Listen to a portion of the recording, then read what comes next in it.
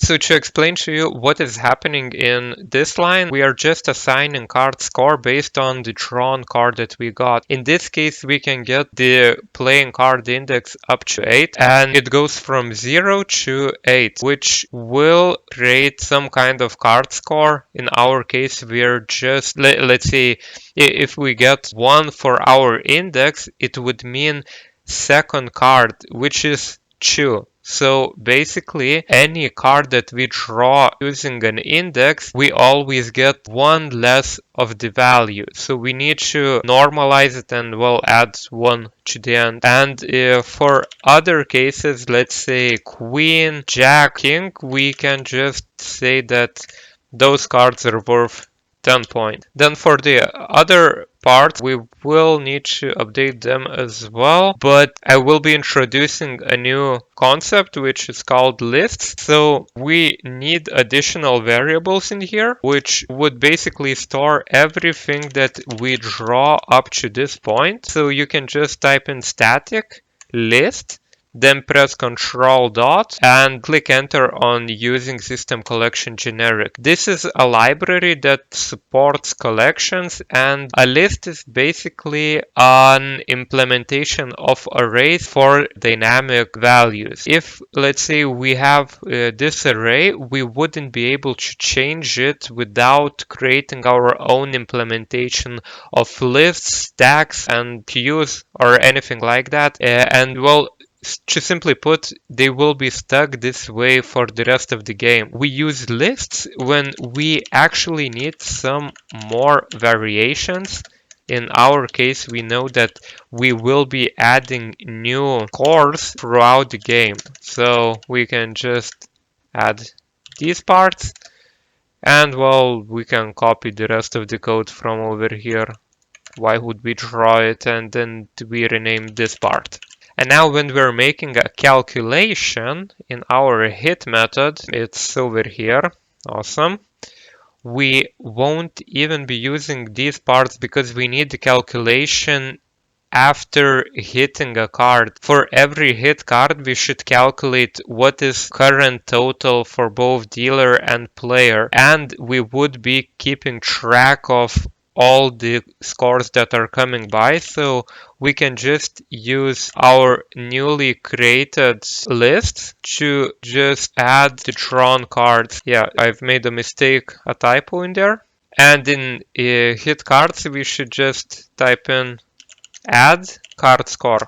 And then we can do the same thing for the dealer part, just change this to dealer, and we can even update our current printing part, which is puller role is drawing a card, and then type in playing card of card suit was drawn. And I think we can just remove this part and remove, well, not remove, change into void that our method doesn't return anything.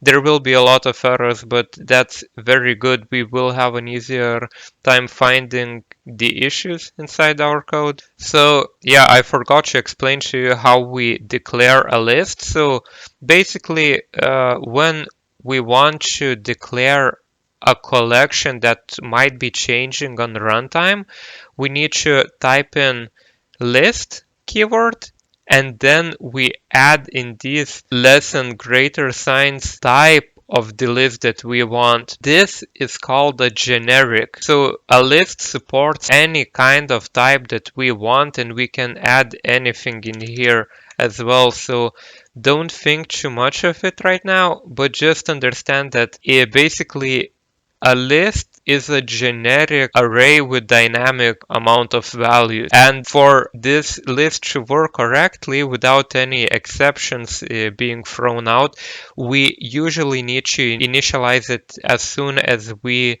want to use it. Then there is another thing that we need to update, which is basically the calculations that we do in our code. I want to calculate what is happening after a hit. So calculate card hit.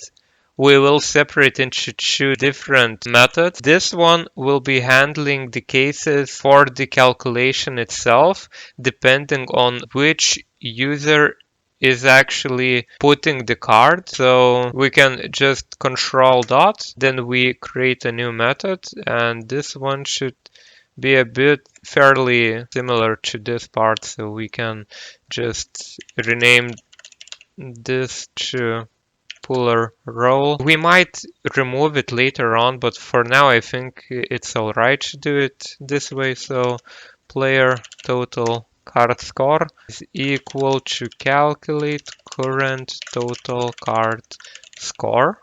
Player card scores. We're just basically giving a reference for this method to work with this list. So it would know that we are actually in need of calculating the player score. And in here we can just type in var total card score equal card scores. Yeah, I'll rename this one. And then you can just type in sum. At first it might not find it for you, but just type it in like this.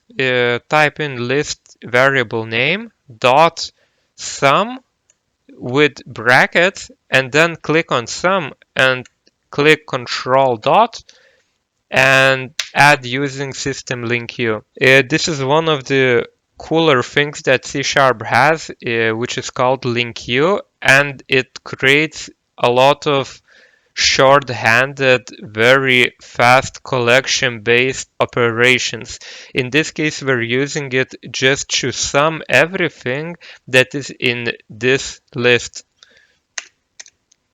Now that we know what is the total card score for that specific player role, we can just check if the total card score is more than 21, and if it is, we will be handling ace card cases in here. To handle ace card cases, we will need to use more link U, and we will be using first or default method. This might be hard to comprehend at first, but basically, like I've mentioned, link U was created to work with collection operations, and this method, first or default, works basically by finding the first element with a specific condition.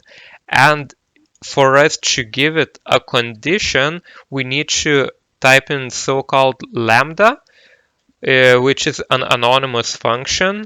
And to type an anonymous function, we need to basically write some random combination of letters. Anything, you can add pretty much anything. I usually call it by the first letters of the list that we're accessing. So C for card and S for scores. And then we type in this arrow operand, which basically says that this is an anonymous function which should do this. So left part is for the anonymous function name, and this is for the implementation. So in our case, we want that card score element, which is this, would be equal to 11. If it finds any element that has a score of 11, it will assign it to ace card. And then what we need to do to update this information, we need to first remove this element, then we can add a new element which should be 1, and then we can calculate total card score with card score sum. Yeah, this might be a bit more difficult for you to understand, but basically how it works, this line finds a card score in this list which has the value of 11. This line removes the cards, the item that had this value from this list, and then we add a new item because we can't update it directly unless we used something like linked lists, which is way too advanced topic for you, at least for now. And then we get the total score. And the last thing that we need to do is just return total card score. Another thing that we need to do quite fast is to change the menu display because I'm not liking the way that we named it. And in this place, we need to do the same thing just for the dealer side.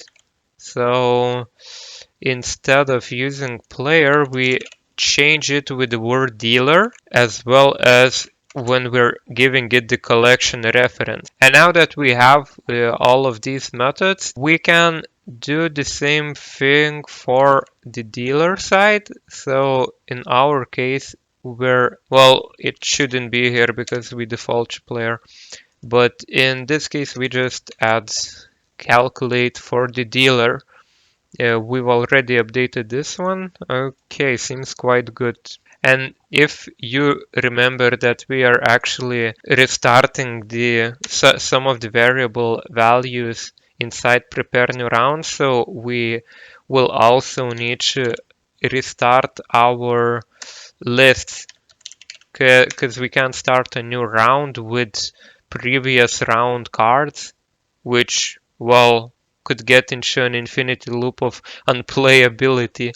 So to clear a list and make it contain 0 elements, we just use a really nice and clean method called clear. Then we can just control D and we duplicate this line and make it a dealer. And I think we need to move this method somewhere else, which will probably be handle new round, which we renamed, yep, over here. We can just print it, well, paste it in here.